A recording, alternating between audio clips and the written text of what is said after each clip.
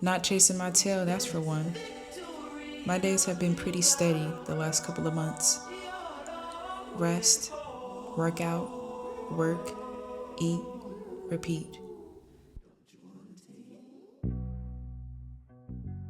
It's been 3 months since I've been back. The first stretch was tough. I was in my head a lot. My mom can tell. I remember us riding in the car one day, pulling up somewhere, and she said, "Whatever it is you're going through, ask him to give you grace. It's going to get better." And she was right. It did. I started taking calls again, reaching back out to my friends, letting them know where I was mentally, that it wasn't about being distant. It was just me adjusting. Coming back home isn't as simple as it sounds. Now I'm back at my condo, and it's completely empty. I moved everything out. It's so wild seeing it like this. It hasn't been this bare in 2 years. This place was my first baby, and now I'm handing it off to someone else. I'm praying this new tenant treats it better than the last, because my first one, she was a demon straight out of hell. But we live and we learn. I've learned to be more discerning. When I kicked her out in April and flew back to New York, I didn't know it'd sit vacant this long. 6 months empty, 6 months losing money, 6 months figuring things out in New York and in myself. Being here, reflecting, I realized it really was such a beautiful time. These walls have held so much. Memories, parties, laughter, tears, prayers, and even moments I probably shouldn't have had here. But we thank God for growth. I'm in a better place now, mentally and spiritually. And I know what's next will be 10 times better. I'm just so grateful because he answered one of my prayers. I prayed for either a buyer or a better tenant, and he sent me the latter. I give thanks and glory because this was one of my biggest burdens. Having a mortgage, being a homeowner in this economy, it is not easy. But I have favor. I've been blessed. Now I get to keep this place for at least another year, and someone else can take care of the payments. Because honestly, I can't right now. It's a win-win. God is so good to me, he doesn't play about me. All right, let's get it ready for the next tenant.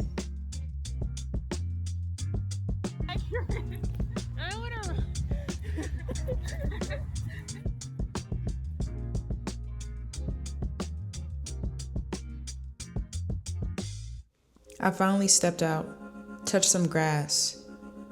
Rain or shine, I need to see my friends.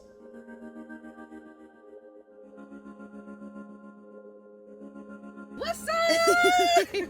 Yeah, she's back. What's up? Hey! Hey! Yeah. Get in the car. My friends Kiki and Chitty, they're the type of friends who will call you and remind you who you are. So we're gonna try the new Eclipse. You know how people do that fake exit? And then they forget about it.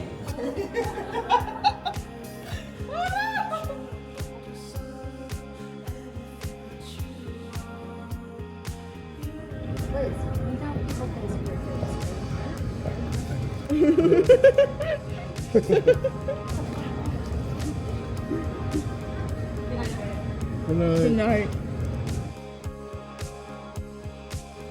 This was exactly what I needed.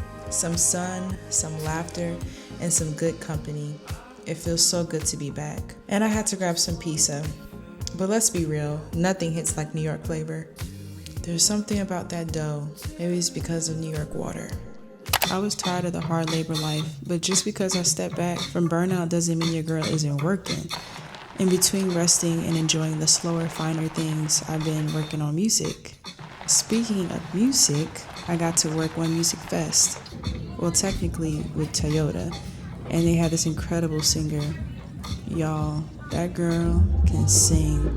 Like during sound check, the mic was on.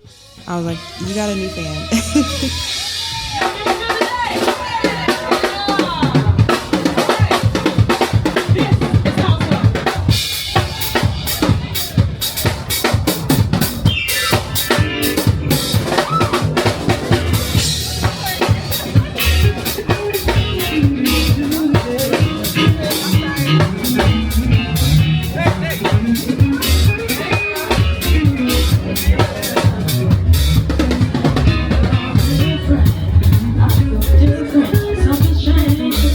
I've also been working with Mikey on scheduling and creating content to pitch to brands because, like, let's be real, we're trying to look cute, we're trying to travel, we're trying to eat good and get paid doing it.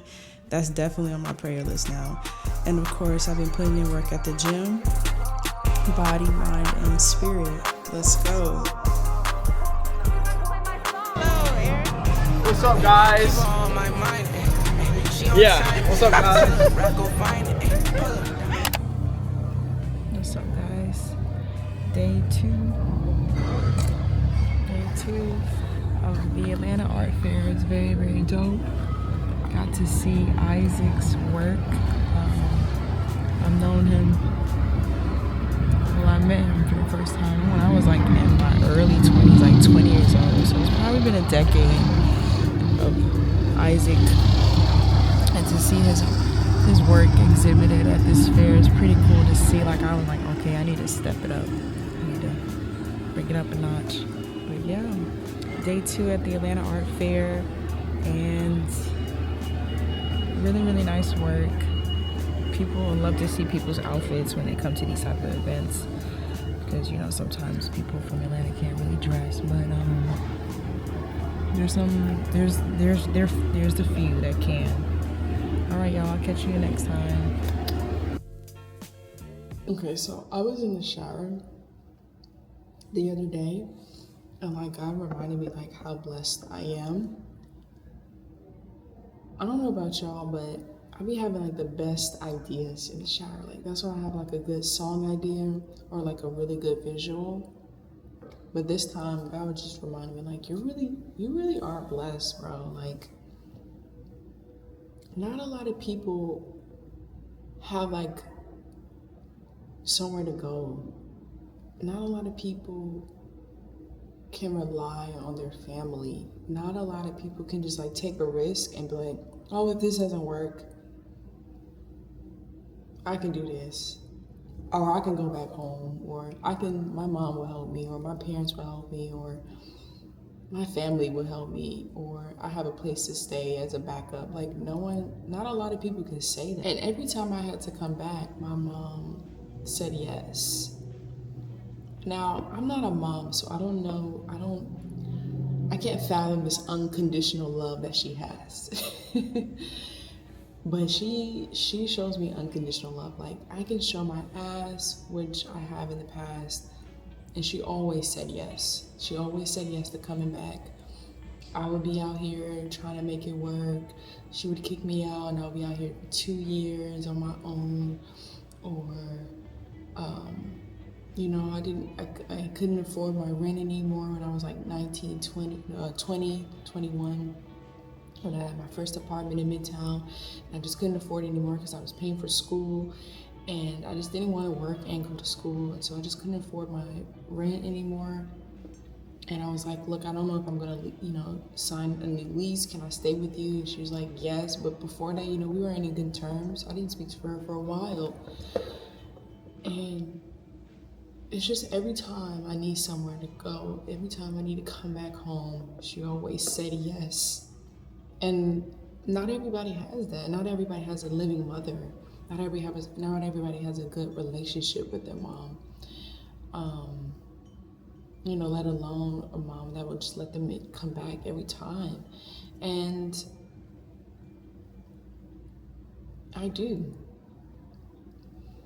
And I think the testimony in itself that me and my mom are like at a really, really, really good place now, That says a lot, because there was a time where I did not like that woman. There was a time where we weren't talking for years, and we weren't cool. Like, we just weren't cool. And to say that we are now, to say that we're like really good and close, and now that I live with her, again, I am blessed. Like, a lot of people can't say that. Like, a lot of people really have to like really go. And I think because I try to make that a situation for myself, like, there's no other option. I have no other option. I have to make it.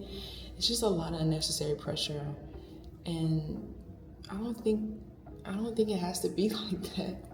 Like, I thought back in the day it did, but I don't think it has to be like that. I think if that's how you think it should be, then that's how it's going to be. But I think if life can be good and easy, and yeah, of course you have to work, but you don't have to work hard.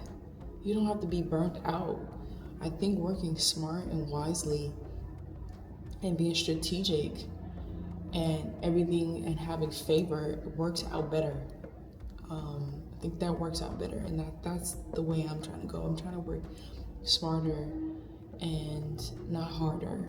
I'm trying to use my mind and my intellect and my creativity, not my body or hands. I'm not trying to do hard labor anymore. I'm not trying to work hard anymore. I'm not trying to work for anybody else either. I'm really trying to like use the gifts that God has given me to make waves in this world, to make a path for me. And that's just where I'm at. And I think being able to be at my mom's, I'm able to just like breathe. I'm able to breathe. And yeah, I'm able to breathe.